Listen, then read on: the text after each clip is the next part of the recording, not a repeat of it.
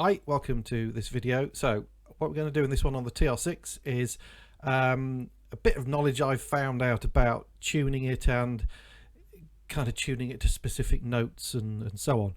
So I've had this now about 4 or 5 weeks, I think. I've been using it absolutely loads, really love it. Very impressed with it. Once you get used to kind of the shortcuts and a bit of menu diving, it's actually very usable. What I've been trying to do is kind of challenge myself to be able to almost write a song. Obviously it's going to be very basic because you've only got 6 channels, but to do that obviously you need to be able to tune the notes quite accurately. So I've got a couple of kind of examples and I will do some separate videos on these, just like jamming these out, but this is what the first one sort of sounds like.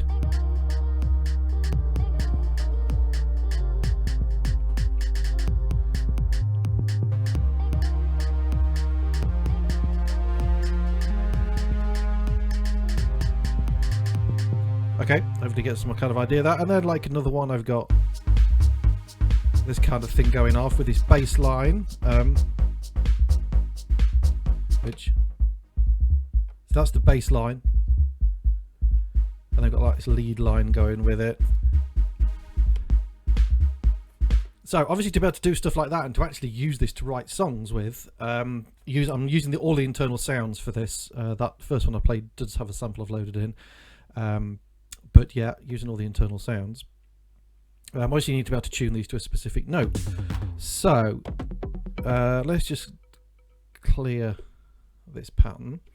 And what we'll do is, on there, let's just put like a bass sound on. And let's use the...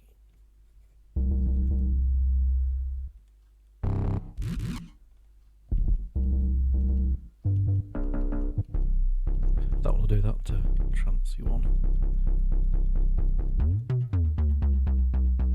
Okay, so we'll tune it down to 0. So what I've found is, because there seems to be very little information about the tuning in the manual as far as I can see, but basically when you put that in and you have your tuning at 0, it's tuned to C. So depending on where you have your octave set and the sound that you load, it could be C2, it could be C3, because some of the oscillators have got like a high and a low, so that's going to give you a different C. So that is basically a C. What I've done with this is I put it through Ableton Live, and I've put like a guitar tuner in it and also the EQ8, and looked at the notes and analysed them all, because I've got nothing better to do with my life than do this and sort stuff out for you. So a couple of ways that you can get the tuning very accurate, doing it to specific notes. So let's just put 4 bass notes in. Okay, first of all. So the easiest way to tune to a specific note, knowing that you're starting on C, so if your tune is at 0 on this, is to go to the coarse tuning. So to access that, we can go, you want Shift and Instrument.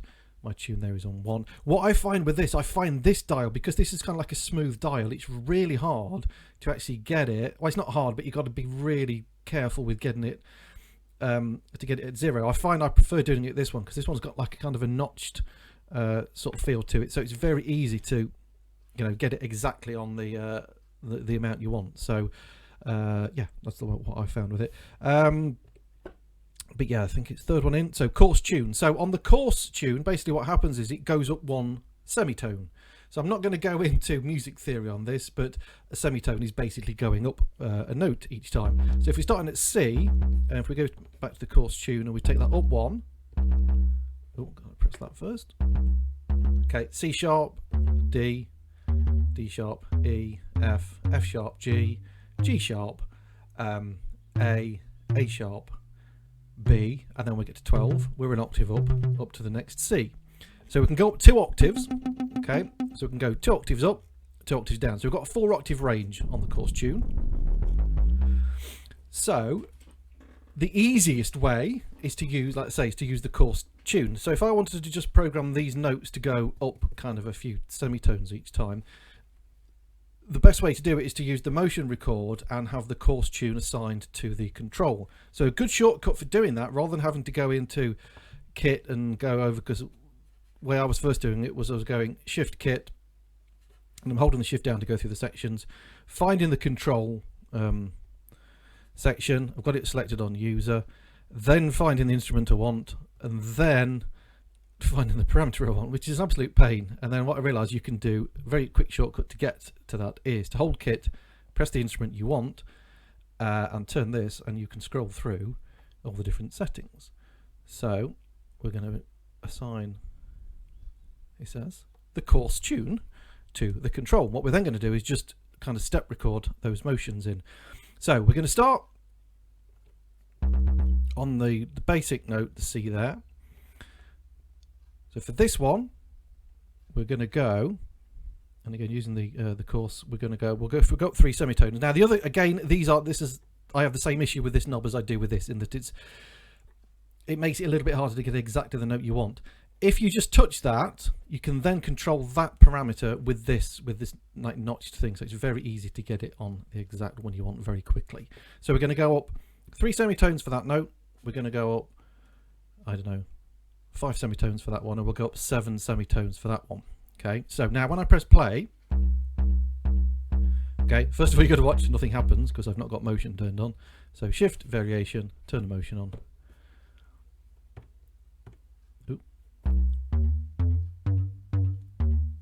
Okay, now you'll hear it's gone a bit weird because it started at C, it's gone up the semitones there, but because we've not told it to change on this one, it's going to play at the last note it was at, which is that 7 semitone. So we've got to make sure that one is on back at 0. Okay, so straight away all you got to do is work out the semitones for your notes. Job done. You can program that in nice and easy. So that's the easiest way of doing it with the tuning, but that does then take up this control knob. So if you wanted to put a filter on there, you can't do that because you can only have one thing assigned to that. So the other way to do it is to do it with the tune, and then you've got this free to assign something else to it. So let's just clear off, I'm going to leave, no, let's clear them all off.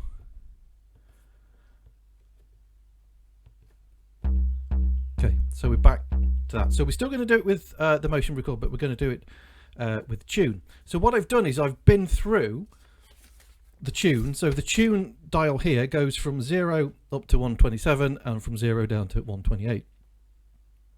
I've done a little chart of what this needs to be set at, which is this, for each note. Okay, so this goes up an octave and down an octave, so you've only got a 2 octave range on here, but obviously you can set a higher octave with the course tune and then go into the other tuning there.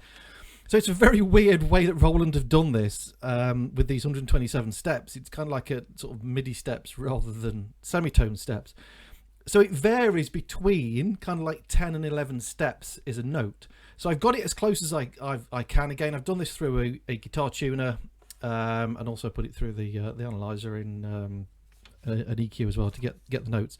And as you can sort of see, if we go up, so the first one, if you go up 11 semitones, it's C plus, not semitone, sorry, up 11 steps on that tune, it's C sharp, and then plus 21 is D, and then plus 32 is D sharp, and so on. So if I wanted to do the same thing as we had before, so I was going up 3 semitones, so that would be E, and then we went to G, and then the A. Okay, so to do that, we're going to be basically sort of motion recording, but we're going to do it with the steps, the tune dial. So again, if I just hold the first step down and just wiggle it a little bit, I've now got control of that over here, which makes it a lot easier to get to. So the first step is going to be on 0. Second step to go up 3 semitones, so I'm going to go up to E. That would be plus 43. So there. Okay, to go up then the next one, to go up to the G would be plus 74.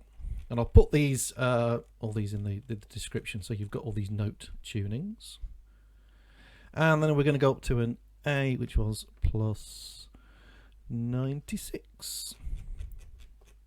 And this now should, hopefully, he says, sound the same as we did last time.